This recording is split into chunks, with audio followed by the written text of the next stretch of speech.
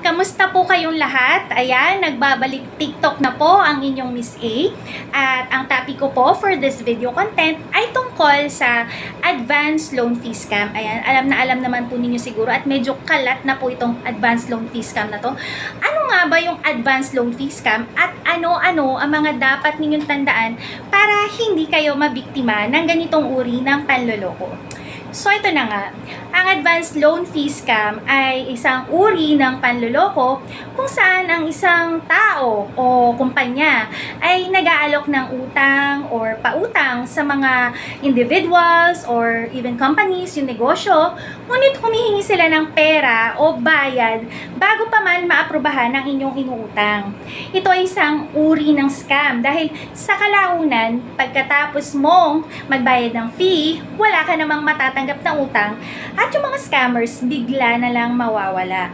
So, ang gagawin ninyo, kailangan ninyong tandaan na yung mga tamang pautangan, hindi ka dapat hinihinga ng anumang advance fee or bayad bago mo makuha yung inuutang mo.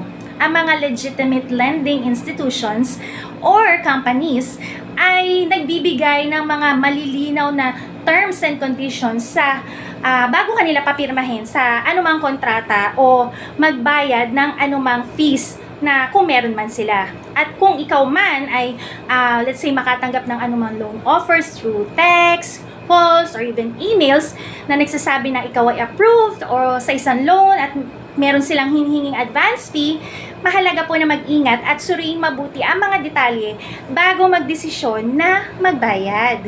Hindi rin po kasi dapat nating kalimutan na dapat po nating tukuyin yung pagkakakilanlan nung nag-aalok ng loan offer sa inyo at wag po kayong magbibigay ng mga personal informations ninyo hanggat hindi po ninyo nakukumpirma ang kanilang legitimacy. So, ang pag-iingat at pagiging mapanuri ay makakatulong po sa inyo upang maiwasan ang ganitong uri ng panloloko. Muli po, ako po ang inyong si Miss A ng Filipino Fair Loans Advocacy Group at sana po ay may natulong ako sa inyo itong video na to para maging aware kayo sa advanced loan fee scam na kumakalat po ngayon lalong-lalo na sa social medias natin. So for more OLA-related contents, live stream episodes, and PhilFlag updates, make sure you like and follow our official social medias na ilalagay ko po ang link sa description. So maraming salamat po mga ka-PhilFlag hanggang sa susunod na TikTok.